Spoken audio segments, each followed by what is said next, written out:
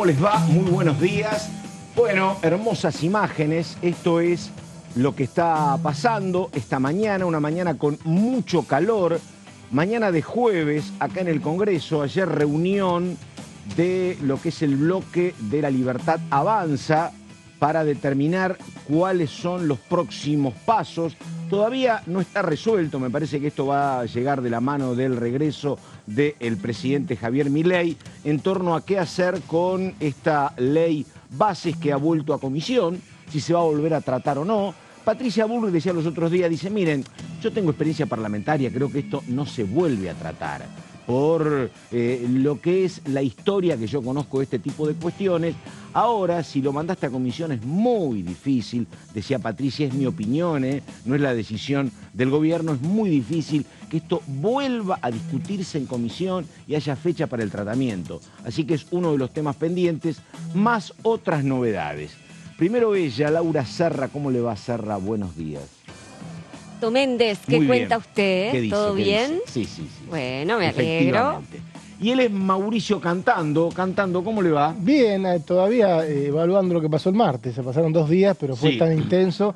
Y me estaba acordando de uno de los últimos proyectos que recuerdo que mandaron a comisión, Laura no me va a dejar mentir, que fue aquel proyecto por la violencia en el fútbol, en extraordinarias de 2018, después de la final de la Copa Libertadores, una votación que también sale en general, y en particular empiezan a hacer cambios, y se pide mandar en comisión. La ministra era también Patricia Bullrich, y obviamente nunca más se trató, porque en estos casos se entiende que el proyecto no tuvo los consensos, y en tal caso podés volver a empezar con otro proyecto. ¿Para qué vas a volver con el mismo? Tenés muchas alternativas, podés desmenuzar los proyectos. Bueno, ayer se hablaba de todo un poco en las reuniones que había acá en la Cámara de Diputados, pero después se supo que el presidente, Javier Milei, tendría la decisión de justamente no volver a tratarlo en el corto plazo este proyecto, y en tal caso ver cómo se toman medidas con otras iniciativas o por decreto. Bueno, y está el tema también de la presentación que hizo para anular el proyecto sobre la interrupción voluntaria del embarazo, la diputada Rocío Bonacci, en una presentación, un proyecto que tenía aparentemente la firma de otros 4 o 5 diputados.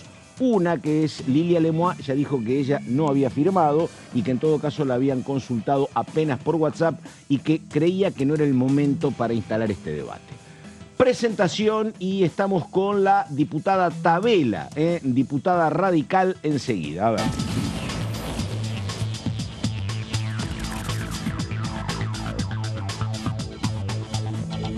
Bueno, ahí está la diputada Dania Tabela. Diputada, ¿cómo le va? Muy buenos días. Primero comenzamos por el saludo como corresponde. Bien. Muy buenos días, ya los estaba extrañando. Bueno, Dania, no me los cruzaba en los pasillos después de estar tantos días juntos, me parecía raro no verlos. Sí, a ver, primera consulta, ¿cómo crees que sigue esto? Digo, en la cuestión puntual de la ley bases y en la convivencia básicamente del radicalismo, te pregunto por lo que tenés más cerca, con el Ejecutivo, después de que hubo más adjetivos descalificativos. Ahora apareció la palabra delincuentes, apareció ayer un muy conmocionado Rodrigo de Loredo. ¿Cómo crees que sigue esto? Bueno, primero la ley va a volver a comisión, convocarán de nuevo y retomaremos la discusión si es que el gobierno decide hacerlo, ¿no? Digamos, no hay ninguna precisión. Yo creo que Mauricio lo decía recién, creo que hasta que no llegue Milei al país, no haga ninguna respuesta al respecto. Lo segundo, mirá, el radicalismo va a estar siempre en el mismo lugar, que es el lugar de la oposición, que tiene voluntad de no empujar al gobierno al abismo y de construir los consensos para que pueda tener las herramientas necesarias para que lleve adelante el plan económico y el plan de estabilización monetaria y de equilibrio fiscal. Esto lo hemos dicho siempre, nuestro límite va a ser la Constitución, el ajuste del poder adquisitivo de los jubilados y el tema de las retenciones productivas. De esto nosotros no nos vamos a mover. Y en el respecto de los demás, respecto del diálogo, respecto de acaba de salir en Instagram, esto es de recién, un meme, digamos, del presidente como si fuese Terminator, donde dice diputados detected y hay una mira telescópica. La verdad que bastante particular la forma de convivir que tiene el presidente con los diputados. Pero bueno, nosotros hemos decidido que todas estas cuestiones son responsabilidad del presidente. Si él desea llevar el camino por ese carril, es una decisión de él. Lo dije yo en mi intervención el día que acompañé la ley en general, que el camino lo elegía el gobierno. Nosotros no nos vamos a mover desde donde hemos estado parados desde el día 10 de diciembre del año pasado. Ahora, una pregunta, Dania, porque bueno, uno tiene la piel más dura, en política estas cosas suelen pasar, pero yo la verdad que, por lo menos desde el 83 hasta acá, este nivel de agresión personal, uno no lo ha visto mucho cruce político, pero además nos tocaba observar, qué sé yo, a Carla Carrizo muy golpeada por amenazas, estos adjetivos descalificativos, extorsionadores, coimeros, delincuentes, y hubo otros más graves también en redes. Digo, ¿esto en algún momento tiene más peso lo personal que lo político o influye mucho lo personal en decisiones políticas o no? Mira, yo te voy a dar mi respuesta personal. En lo personal, a mí no me van a torcer la voluntad de acompañar lo que creo que está bien, y no acompañar lo que creo que está mal, porque me amenacen, me insulten, me patoteen por las redes sociales. No me va a cambiar la forma de ver las cosas. Tengo 47 años, milito desde los 16 años, la verdad que ya a esta altura eso no cambia. Sí afecta en lo personal, claro, cuando, por ejemplo, ustedes saben, yo tengo una hija de 15 años, interactúa en las redes sociales. Ayer me preguntaba por qué ese nivel de agresión. Claro. Sí. Y eso obviamente que de alguna manera moviliza interiormente. Uno va a tener una posición política que va mucho más allá de lo personal. Pero la verdad es que sí, efectivamente, en lo personal genera una situación que además uno no es merecedor de semejante nivel de agresividad, simplemente porque vota distinto algunos incisos en lo que está convencido que están mal. Digamos, ¿desde cuándo alguien que piensa distinto es un traidor? Claro. Es un delincuente, es casta, es todas estas cuestiones. O podés poner esa figurita de Terminator apuntándote porque pensás diferente. Y bueno, realmente hay un nivel de agresividad o de incitación a la violencia que no es un camino correcto en democracia. Dania, porque hoy nos toca a los diputados, después le va a tocar, esto si pasaba bajo otro signo político, era un escándalo. Yo recuerdo un expresidente que mencionó a un abuelo que había comprado, no me acuerdo si $20, $30 en pleno cepo cambiario, y fue tema de conversación por lo menos 4 meses en todos los medios públicos. Medios de comunicación, no los medios públicos, en los medios de comunicación. Bueno, la verdad que sí, llama la atención que esto sea el camino elegido, pero bueno, pasará como tantas otras cosas. Dania, la última pregunta, y tiene que ver con esto, porque Pichetto planteó en el recinto, en algún momento le dijo al gobierno, sería bueno que ustedes presenten un presupuesto 2024 para ver dónde estemos parados. La última pregunta y una cuestión que vos conocés bien, ¿qué está pasando con el tema presupuesto universitario? Porque digo, los rectores están diciendo, nos estamos manejando en el 2024 con un presupuesto a veces del 2022. Y bueno, que la ley vuelva a comisión significa que no hay ningún avance en ese sentido. Y en marzo hay que pagar sueldos y ponerse a funcionar, me parece. Pero la ley ómnibus no tenía respecto del presupuesto 2024 ningún impacto, digamos, más cuando el gobierno había decidido retirar el capítulo fiscal, con lo cual tampoco había ningún impacto. El gobierno no va a mandar el presupuesto 2024 hasta que no tenga una senda clara de ajuste en términos de los gastos fiscales y en términos de la recaudación. Me parece que por eso hoy no hay un proyecto de ley presentado y creo que es muy importante que lo haga, porque eso nos va a permitir efectivamente saber, como dijo Pichetto, dónde estamos parados y hacia dónde va el rumbo, ¿no? Dania Tabela, diputada radical, provincia de Buenos Aires. Dania, muchas gracias y buen día, hasta cualquier momento. Chau, chau. Hasta pronto, cuídense mucho. Cómo no, gracias. Bueno, a ver, estamos con ella, con Laura Serra. Serra saludó, estaba mirando, buscando, ¿encontró algo? Serra no. Acá estamos siguiendo las cuentas de los legisladores. Están todos muy alterados, la verdad. Creo que no hizo bien, no ayudó para nada. No, claro.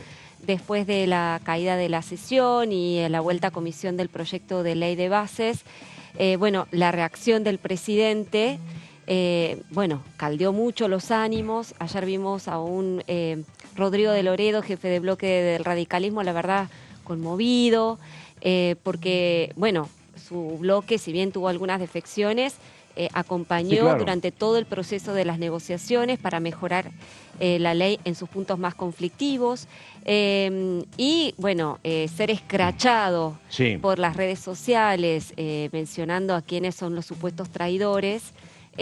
Bueno, la verdad es que eso no ayuda. Habían mencionado, que es una palabra horrible, que la verdad nunca la habíamos manejado en años de democracia, la palabra traidor.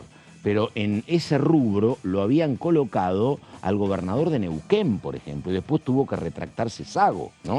Pasó eso también ayer. Sí, hubo de todo ayer. Yo creo que los ánimos están demasiado exacerbados y recién lo hablábamos con Mauricio, ¿no? En estas condiciones es muy difícil que se retome la discusión de la ley de bases, que yo ya le pongo la lápida directamente. Yo creo que no se va a reflotar, que el presidente ya le bajó el pulgar, y que habrá que esperar a ordinarias para, bueno, ver de nuevo cómo se retoma la actividad parlamentaria y de qué manera el Poder Ejecutivo se relaciona con el Congreso, ¿no? Claro. Eso es clave. Sí.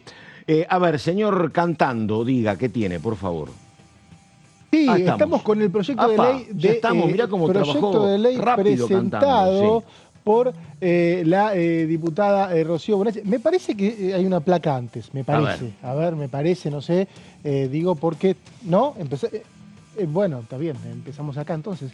La iniciativa entonces fue presentada por la diputada Rocío Bonacci, que tiene que ver con la posibilidad de derogar el proyecto de ley sancionado en el año 2020 para que habilita la interrupción voluntaria del embarazo. Recordemos, diciembre de 2020, casi sobre fin de año, se aprobó ese proyecto, se reforma el Código Penal, había ciertas causales hasta ese momento, desde hace un siglo, a partir de un texto escrito en alemán, una historia tremenda de lo que muchos llaman negligencia legislativa. Había quedado escrito ciertas causas en donde se podía interrumpir el embarazo. Bueno, desde 2020 se puede interrumpir ante cualquier circunstancia hasta la semana 14 de gestación. Bueno, el proyecto de la diputada de La Libertad Avanza, Rocío Bonacci, lo que plantea es que se aumenten, en este caso se deroga esa ley y se reformula el Código Penal. ¿Para qué?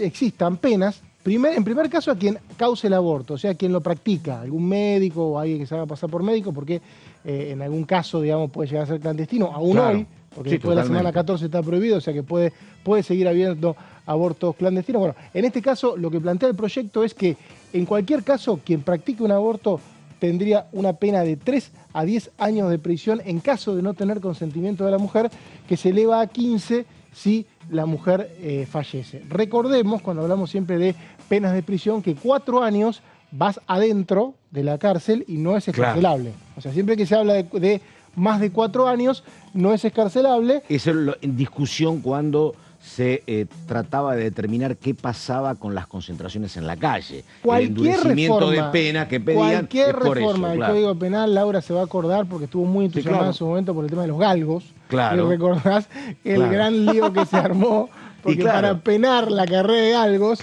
le dieron más de 4 años, entonces claro, es un delito que vas preso. O sea, y hay otros que no. Hay otros que por ahí la sociedad los ve como más graves y no.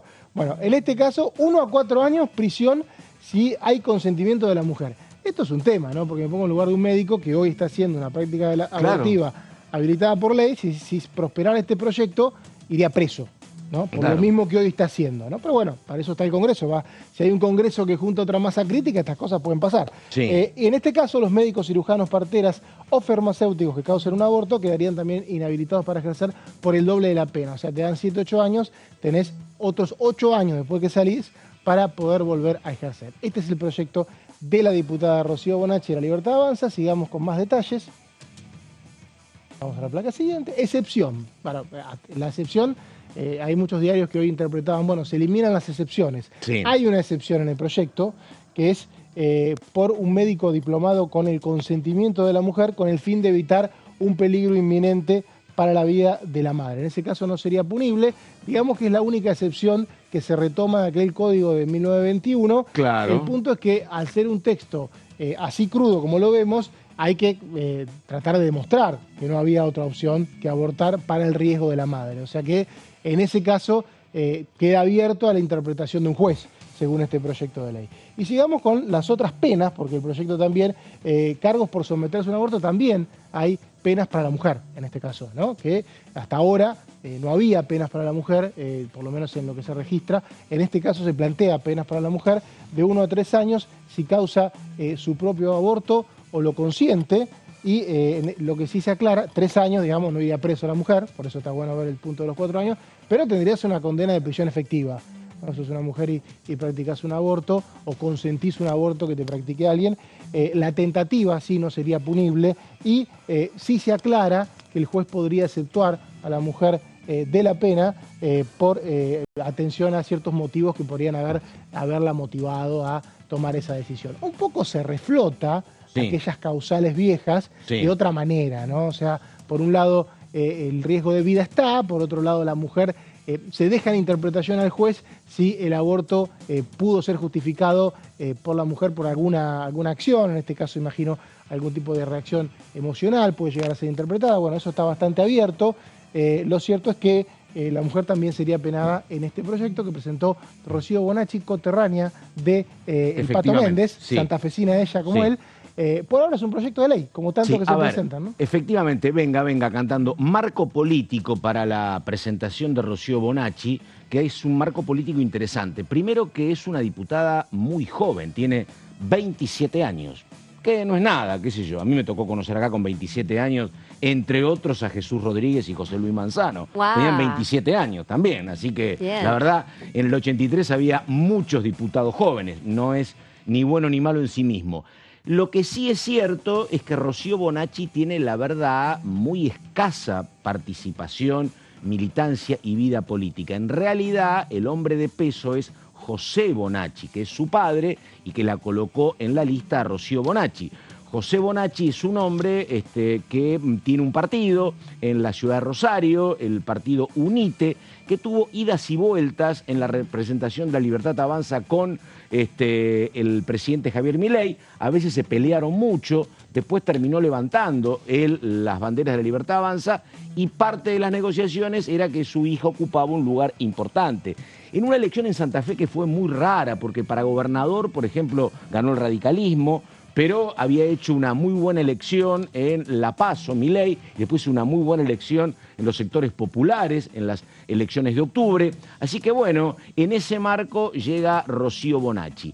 En un proyecto que la verdad también aparece firmándolo Oscar Sago, que no ha hablado todavía el jefe de bloque, pero sí habló, Lilia Lemoine, que dijo a mí, o Lemoine, como quieran, a mí me dijo en algún momento, me consultó por WhatsApp, pero yo creo que no es el momento. No, claro, lo que dijo la diputada Lemoine no es que no está de acuerdo, sino que obviamente lo que hacen los legisladores, los diputados, es establecer el momento adecuado para cargar el proyecto. Y lo que dijo la diputada es, para mí no es el momento, quizá exista otro momento, entre otras cosas por lo que se vivió esta semana, por eso aclaró que la firma había sido parte de una consulta informal, pero que no consideraba atinado iniciar ahora el debate, ¿no? Esto es importante entenderlo, porque no significa que en el bloque de La Libertad Avanza no haya consenso, seguramente lo hay por este tema, pero consideran que esto puede esperar un poco más.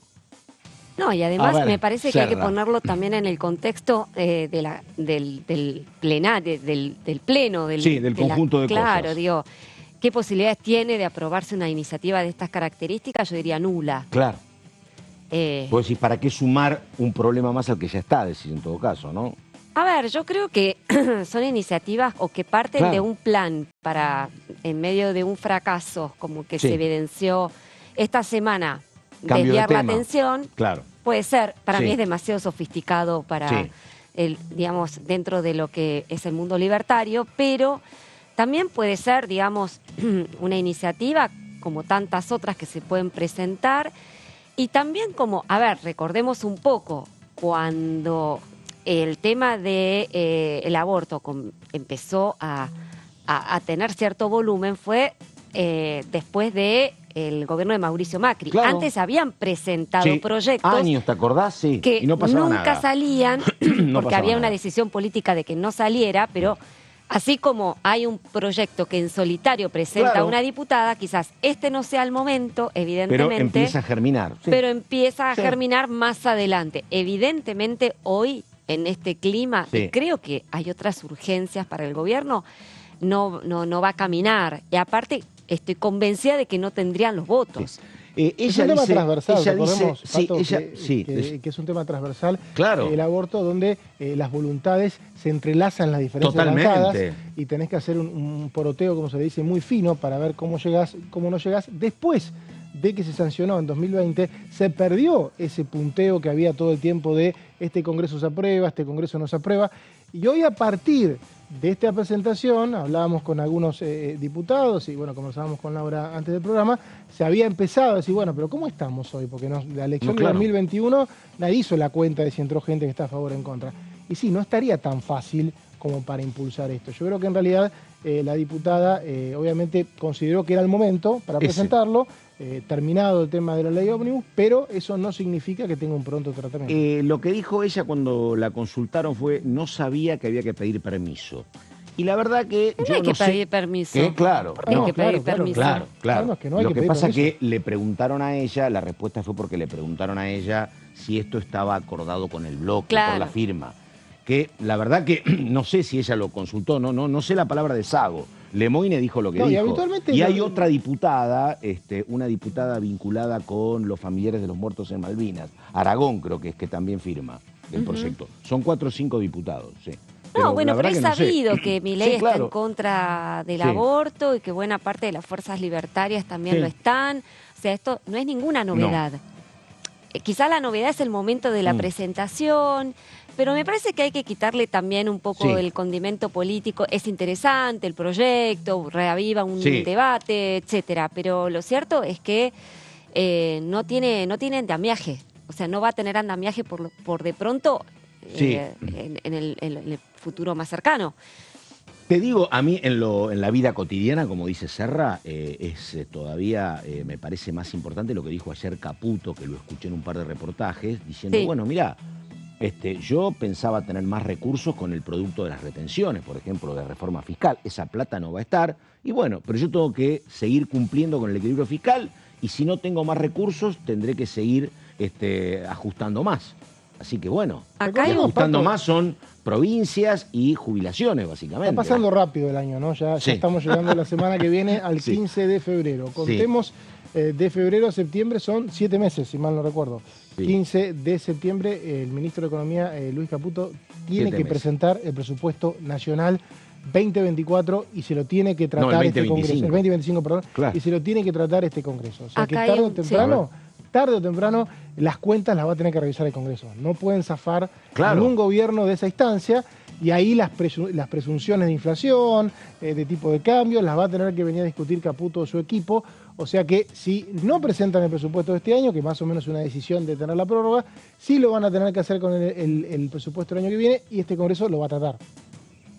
Un dato interesante a propósito A ver. de lo que ustedes decían de que, bueno, de que efectivamente va a venir un mayor ajuste.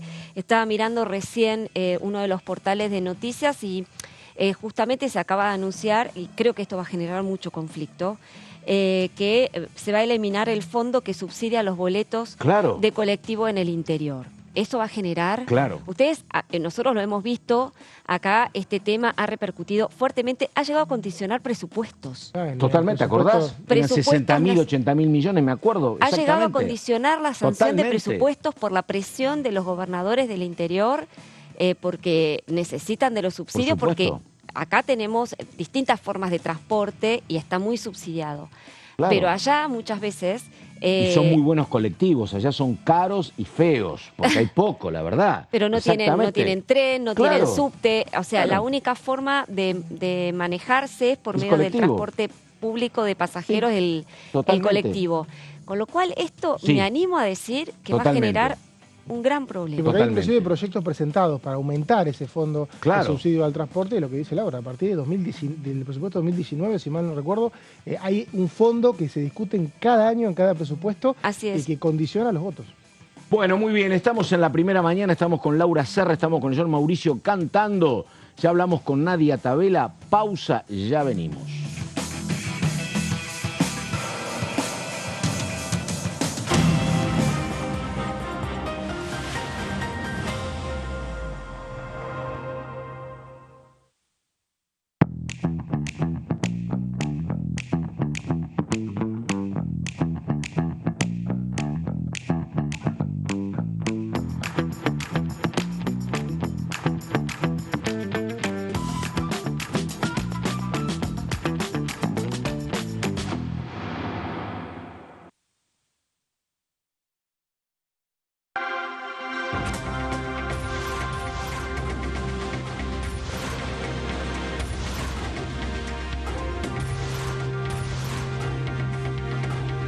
Ellos son tu voz en la segunda edición.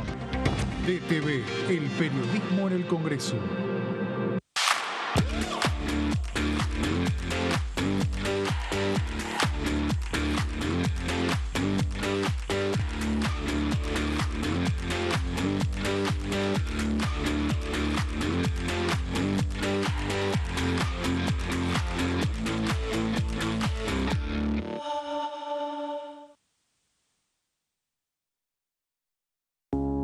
Las sesiones son el espacio donde los diputados debaten proyectos de ley para su aprobación, modificación o desaprobación.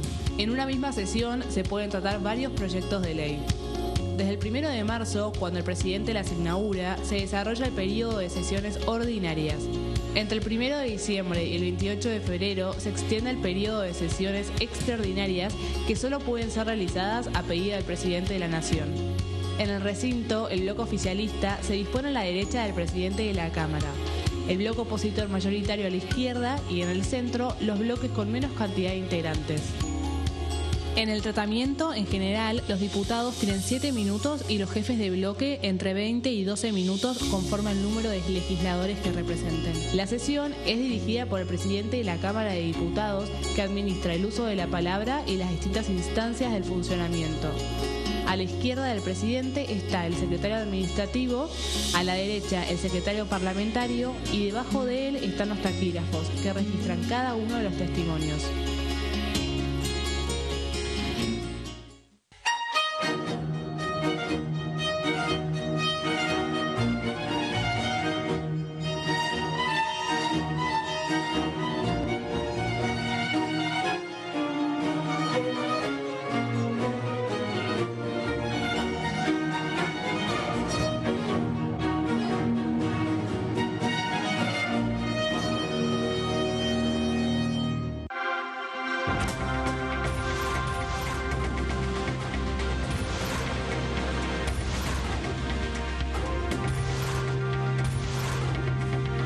Ellos son tu voz en la tercera edición.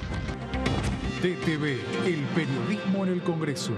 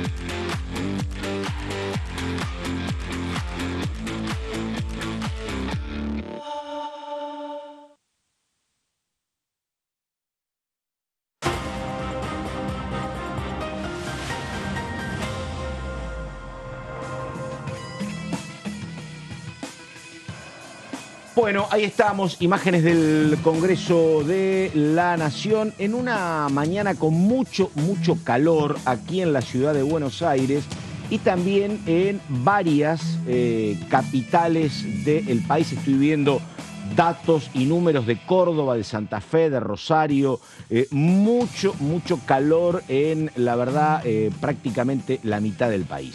Vamos ahora con la nota de la diputada Freites. Estamos en la primera mañana. ¿Qué dice Freites? A ver. Desde que se inició la sesión el día miércoles pasado, lo que solicitamos es que el proyecto vuelva a comisión por el tratamiento que venía teniendo, ¿no? Lamentablemente me parece que esto fue una derrota del oficialismo por, entiendo yo también, por ahí, poca experiencia, cuando también los diputados y diputadas dialoguistas, quienes lo venían acompañando, tienen una experiencia, ¿no? Entonces me parece que también hubo ahí un poco de soberbia, de pensar que... confundir, me parece. A ver, Javier Milei llegó por un 56% en un balotaje, en una elección general, no hubo tal diferencia, entonces, y en el Congreso de la Nación son un bloque dentro de todo minoritario, o sea, tienen 38 diputados, ¿no? Me parece que hay que ser respetuoso de la elección popular, que hay que ser humilde, cosa que está faltando acá, y que hay que sentarse a estudiar los proyectos de ley, porque la verdad se manejó desde una forma muy irregular desde el principio. Estuvimos 3 jornadas, 4 con la de ayer, trabajando con dictámenes paralelos, porque así como el primer dictamen que teníamos todos los diputados no era el que venía trabajando el oficialismo, entonces la verdad que resultaba muy incómodo esto. Bueno, son muy importantes los diálogos acá mientras estábamos escuchando a la diputada Freites ahí. Una mañana con mucha información y con mucho debate. Bueno, otra cuestión de coyuntura es lo que tiene que ver con el tema de la tarjeta SUBE, que es una cuestión que está reclamando la atención de muchos ciudadanos en este momento. Bueno, ya habló Serra del dato que tiene que ver con que no habría subsidio para lo que es el transporte en colectivo en el interior del país, que es un tema que... ¿Cómo será la cuestión inflacionaria? Que si yo mal no recuerdo, la pelea era porque reclamaban los gobernadores algo así como 80.000 millones, allá por el año en realidad 23, se iba sumando, ¿no? Claro. El número. Esto empieza, sí. Si mal no me deja mentir Laura, esto empieza después del pacto fiscal, claro, donde se anulan los subsidios, claro, en el año 2017, y para el presupuesto 2019, que se discutió, claro, en 2018, los diputados de las provincias que no tenían subsidios al transporte decían, no, pero yo no voy a subsidiar al AMBA, armemos un fondo para nosotros. Claro. Sobre todo eran las capitales de las provincias, sí, ¿recordás? La Plata, Córdoba, Santa Fe, Tucumán, que estaban sí, todas sí, gobernadas por, en su mayoría por radicales o PRO. Sí. Y bueno, y ahí se arma un fondo que cada año se va negociando, e inclusive hay proyectos de ley presentados y debatidos, no sé si creo que dictaminado algunos sí, donde se establece un fondo permanente o una recomposición de lo que son los subsidios al transporte desde la nación a las provincias. Sí, efectivamente. Y después está la cuestión que, bueno, no se puede debatir en este marco, ¿no? Pero el gobierno insiste, por lo menos ya lo decía Caputo, en que ellos quieren sí o sí garantizar el equilibrio fiscal. Y la consulta es, digo, ¿por qué tiene que ser el equilibrio fiscal absoluto ya? ¿Qué pasa si lo conseguís el año que viene, ¿no? Que a lo mejor te permitiría algún tipo de alivio en algunas cuentas sociales, por ejemplo, pero bueno. El gobierno creo que está buscando indicadores financieros, fiscales y sí, sobre todo financieros, totalmente, generar indicadores financieros sí, favorables para provocar una ola de inversiones que de alguna sí, manera acelere el rebote económico. Estas son las palabras que inclusive sí, usa el presidente Javier Milei en entrevistas y según me han contado cuando se ha reunido con legisladores, plantea eso. El día que tengamos un riesgo país bajo, vamos a poder acercarnos a eliminar el cepo cambiario y a partir de ahí se van a acelerar las inversiones y bueno, después viene el plan de la canasta de monedas que puede derivar en una dolarización o no, pero bueno, por lo pronto, eso es la hoja de ruta, ¿no? Sí, la hoja de ruta, sí. Donde siempre aparecen imprevistos. Obvio, sí. Claro. Bueno, y la otra cuestión es, a ver, ¿qué es lo que va a pasar con el tema del DNU, no? Porque una cosa me parece a mí que era la importancia del DNU con esta ley sancionada, la ley Bases, que me parece que perdí importancia el DNU si la ley era aprobada en diputados y senadores. Y otra cosa es con esta ley que vuelve todo para atrás me parece que la vigencia o no del DNU, que está vigente, me parece que hace que tengamos más atención sobre el futuro del DNU, ¿o no? Sí, el DNU está vigente porque no hay una mayoría en ambas cámaras que se haya reunido para derogarlo. Hay un debate respecto a si se puede hacer o no en febrero. Marzo está a la vuelta de la esquina. O sea que si hay una mayoría, el DNU se deroga. Mientras no las haya, esa mayoría que no se junta lo avala, como avalaron tantos DNU de forma tácita. O sea que esta cuestión sigue como empezó. El DNU se aplica, hoy es legal, y mientras el Congreso no lo derogue, seguirá vigente. Sí, hay una cuestión ahí, claro. ¿No? Me parece que hubo un intento por parte de Unión por la Patria de sesionar con este tema en el Senado de la Nación, y una polémica medida tomada por la presidenta del Senado, Victoria Villarruel, al no dar lugar a la sesión especial solicitada por Unión por la Patria. Me parece que no es un buen antecedente porque, por lo que yo tengo entendido, o por lo menos los usos y costumbres, es que cuando un bloque o un grupo de legisladores solicita una sesión especial con la suficiente cantidad de firmas, etcétera, a lo sumo no tendrá quórum. No hay quórum varias veces, pero uno recuerda, a ver, corríjanme, que se convocó a sesión especial y se sancionó boleta única, me parece acá, ¿no? En el Senado, como hay una tradición en el acá el Senado diputado, de no por lo menos, ¿no? En el Senado no hay una tradición de convocar a sesiones especiales, se hicieron reinterpretaciones del reglamento. Lo que planteaban la semana pasada algunos conocedores es que, bueno, esas reinterpretaciones mueren en marzo porque en la sesión preparatoria se fija un día de sesión. Que no se reúna el Congreso, bueno, porque no haya una convocatoria, pero ese día fijo de sesión es el día en el que se puede convocar también a una especial. Ahí va a haber un debate, yo creo que es una mecha corta lo que pasó en el Senado, tarde o temprano se va a tener que abrir el recinto por ese tema.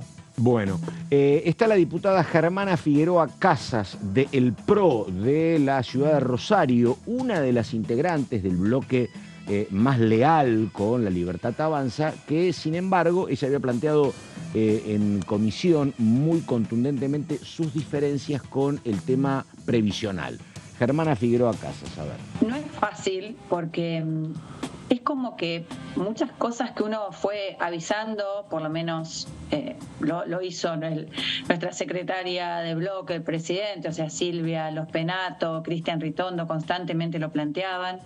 Cuando uno quiere tener una ley, tiene que juntar los votos.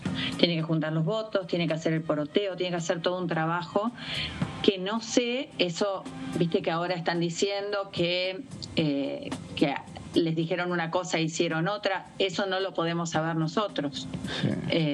Porque nuestro bloque actuó como se había comprometido, trabajamos muchísimo tratando de que esta ley salga y ayudando y colaborando en todo.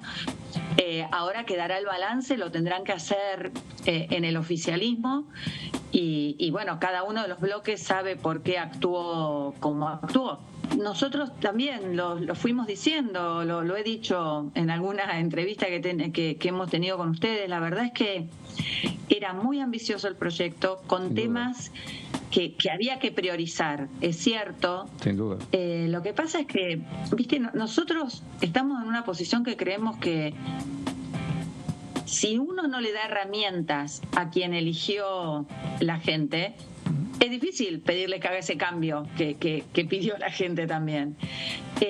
Al principio, cuando apareció la ley, parecía que no se iba, que era intransigente, que no se iba a escuchar nada. Luego, a lo largo de estas charlas, de las reuniones que tuvimos y todo, se fueron dejando de lado capítulos que a lo mejor había tiempo.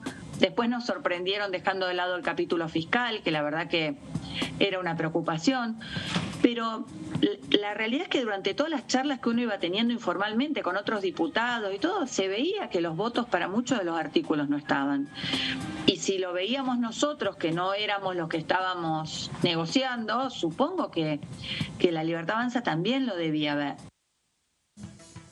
Bueno, la palabra de Germana Figueroa Casas. Faltan 20 minutos para el mediodía. Laura Serra, artículos que se aprobaron, Serra, a ver.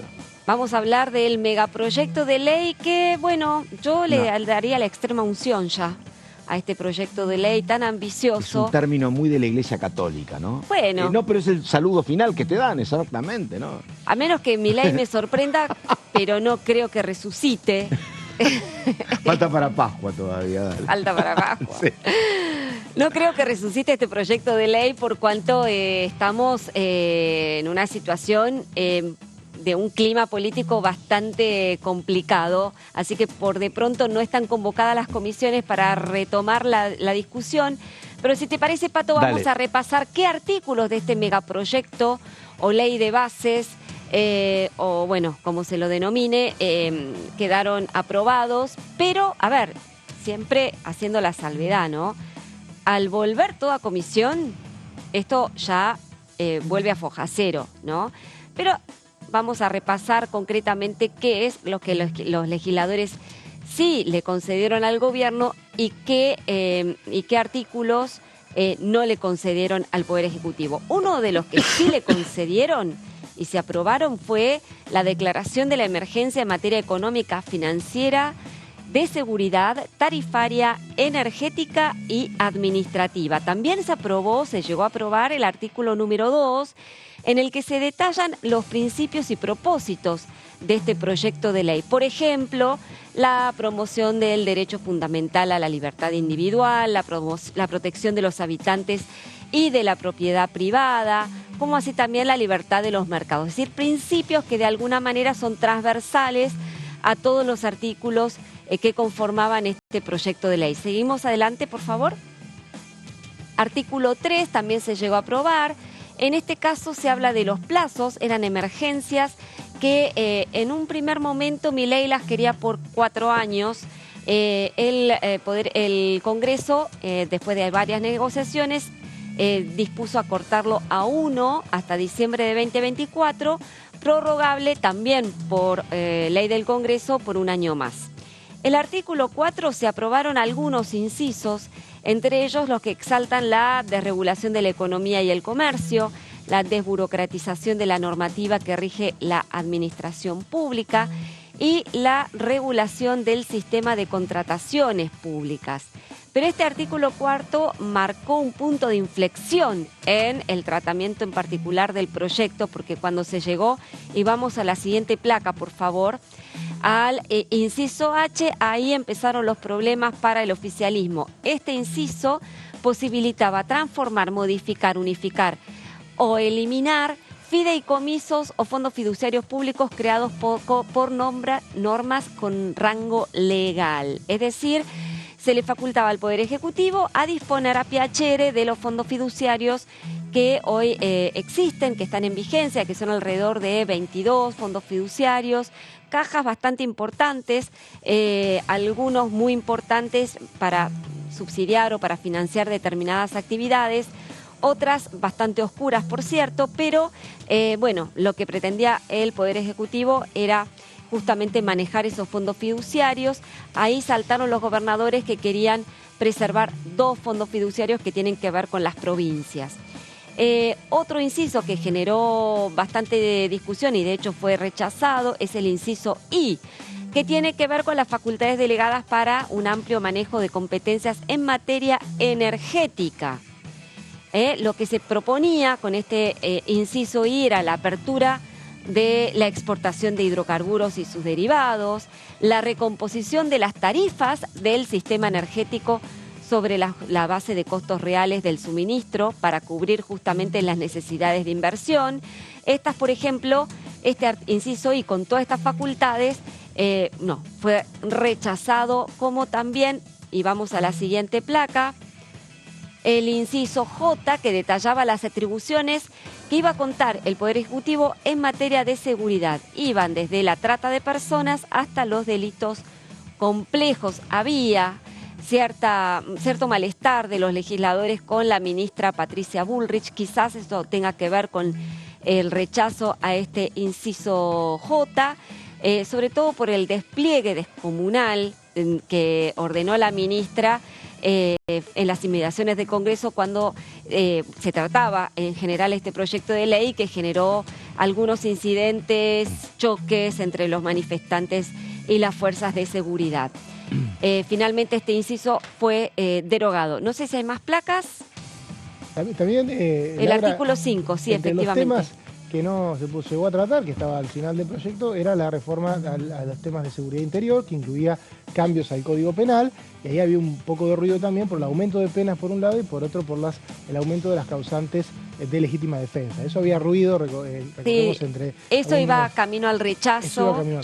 Iba camino al rechazo, como así también aumento de penas para quien con respecto a la autoridad, ahora no me sale la palabra. El abuso de autoridad. No, el abuso, sí. En realidad el abuso de autoridad no, es desafío a la autoridad. Exactamente. Vamos al artículo 5. El artículo 5 también fue rechazado. Vamos a la placa anterior, chicos, por favor. El artículo 5 tiene que ver con la reforma estatal. Se rechazaron 5 de los 6 incisos de ese artículo 5. El primer inciso se refería a la posibilidad de reordenar y modificar el funcionamiento interno del sector público nacional. Seguimos adelante, por favor.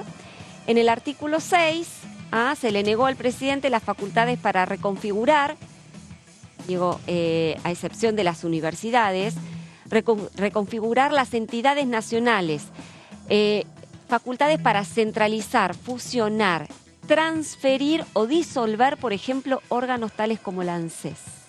Y esto ya fue, claro, directamente rechazado. El inciso D contemplaba la intervención de entes, empresas, sociedades del sector público nacional, salvo las universidades. El inciso E establecía la posibilidad de suprimir o reconfigurar los fondos fiduciarios. Lo que de alguna manera podemos sacar en limpio de todo esto era que Milei quería tener amplias potestades para meter mano en la reorganización del sector público, de la administración nacional, intervenir entes, sociedades del Estado, etcétera, y eso generó mucha desconfianza entre los legisladores. Luego, ayer lo comentamos, ¿no?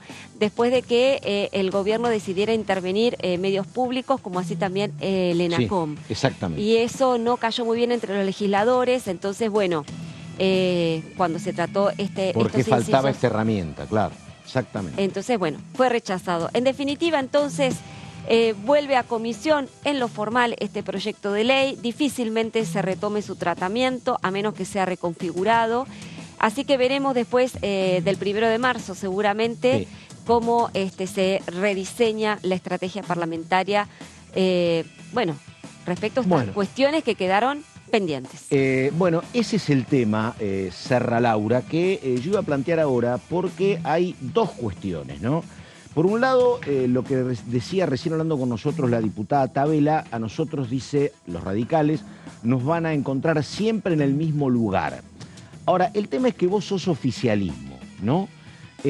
Si vos seguís confrontando, por ejemplo, con el bloque Hacemos, que dice que están muy enojados, digo, ¿cómo se va a armar la masa crítica que necesita el oficialismo para impulsar cualquier ley, la que tenga más consenso? Vos la conformabas trabajosamente con los 38 propios, más con el PRO, pero necesitas de la gente de Hacemos, necesitas radicales, necesitas a los provinciales. Digo, si se rompen lanzas con el bloque Hacemos y con el radicalismo está pasando lo que pasa, ¿cómo se va a conformar la masa crítica, los 129 de el oficialismo para cualquier tipo de proyecto? Yo no lo tengo claro. El viernes en la aprobación general, el oficialismo consigue finalmente 144 votos. Le sobraron 15. Sí. De ahí puede perder 15. ¿no? Claro. Digamos, el tema es si pierde más de 15, no tiene mayoría. Claro. Porque por ahora no ha logrado, entre esos 144 había 3 diputados tucumanos que estaban en Unión por la Patria. No ha habido más pases de gobiernos peronistas a bloques independientes, ¿no? Me hiciste acordar, no sé cómo votaron los tucumanos en todos estos Todo a favor.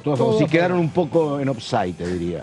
Por eso, claro, si no tenés esos 144, lo podés bajar, se bajó a 134 con la votación de las facultades delegadas, ¿no? Se salieron con 134. Bueno, ya está justo. Bueno, y acá otra cuestión, porque acá uno trabaja con muchos colegas y hay un portal y un grupo de colegas que son, la verdad, muy mesurados, son muy responsables. Yo, si no, esto no lo plantearía, pero que están señalando que se analiza que el discurso del presidente del 1 de marzo se dé de espaldas al Congreso. ese es un tema. Bueno, está el antecedente de lo que pasó con el mensaje del 10 de diciembre. Pero esto que, repito, lo están dando colegas muy, muy mesurados y muy tranquilos. Bueno, me parece que también serviría para preanunciar cómo va a seguir la relación, me parece, ¿no? Sí. ¿Han escuchado algo ustedes? No. Escuché ayer lo mismo. Y estos colegas, si lo están diciendo, me parece que la fuente tiene que ser la Libertad Avanza, me parece. Desde la Casa Rosada estaban diciendo. ¿Viste? Bueno, ahí está. Laura no está muy de acuerdo. Eso estaba escuchando de que sería el mismo acting que fue. Yo te digo la verdad. Con la presentación se dejó inauguradas, que es todo lo que tiene que hacer legalmente, no tiene por qué hablar. ¿Viste? De hecho, entonces dice eso y después arma. Uno conoce a los colegas y estos son colegas muy, muy cautos, ¿viste? Por eso, bueno, qué sé yo, alguna fuente y la tiene también cantando, entonces, bueno, habrá que ver. Porque Laura estaba hablando de cómo presumía que va a ser el vínculo entre el Congreso y el Ejecutivo a partir de ahora. Y bueno, esto sería un tema que me parece que sería como un poquito disruptivo, un poquito digo, pero bueno. Bueno, ya cayó muy mal el gesto de cuando asumió del 10 de diciembre, indudablemente cayó muy mal. Bueno, pero estábamos ante los albores de un nuevo gobierno, la esperanza y la expectativa de muchísima gente que lo votó. Los legisladores se callaron, algunos no, pero bueno, se callaron las críticas públicamente. Yo creo que en esta oportunidad, si llega a suceder algo así, yo creo que es la declaración de guerra abierta con el Congreso. No me cabe la menor duda que eso va a suceder. Pero bueno, son decisiones que tomará el Poder Ejecutivo. Y que bueno, se atendrá a las consecuencias. Porque en ese marco, digo, ayer, cuando uno preguntaba, ¿qué pasó? Porque había declaraciones de integrantes de la Libertad Avanza, nosotros hablamos con una representante de la Libertad Avanza de la provincia de Córdoba, pero después se escuchaba, se estuvo la reunión donde no estuvieron todos, y la alternativa de la consulta popular fue una alternativa que tampoco quedó como un camino elegido para la ley, la plantearon en algún momento, pero tampoco es un había camino claridad. que no tiene... Pero claro, a ver, obviamente. no se puede legislar con consultas populares, eso es, a ver, para decirlo mal y pronto, es circo. Es circo, Pato, porque las consultas populares no son vinculantes, tienen que pasar por el Congreso. Entonces, siempre volvés al principio. Cuestan un montón de plata, las tenés que llamar a 3 meses. Podés perder. Podés perder, volvés, o sea, a lo que voy es que muchas veces pasa de que los libertarios o no saben, no es que no sepan, es como que de alguna manera como para mantener el relato, ¿no? Utilizan este tipo de o dicen estas cosas, pero no explican que no son conducentes. No, coincido. Que no se puede gobernar con un Y la sujeción a las normas es muy duro, pero terminás preso de las normas o respetando las normas. Digo, vos en el fútbol podés hacer línea de 3, línea de 4, línea de 5, pero siempre tienen que jugar 11, ¿no? La verdad.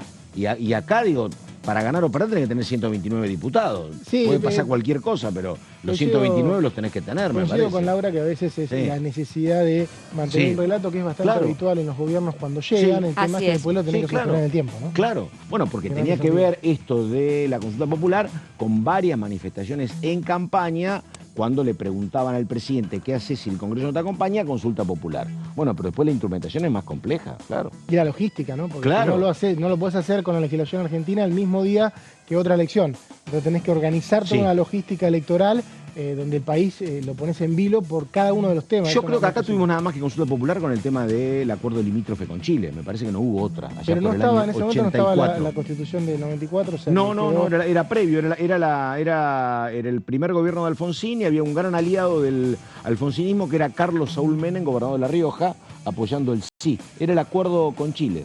Sí, exactamente. Después nunca hubo. De hecho, el Senado estaba trabajando el año pasado en cambiar la regulación porque decía que con la legislación actual nunca iba a haber. Exactamente. Bueno, nos tenemos que ir. Señor Mauricio Cantando, muchísimas gracias. Un gusto, como siempre. Laura Serra, muchísimas gracias. El señor Horacio Embón en la continuidad de DTV. Nada más, gracias. Buenos días.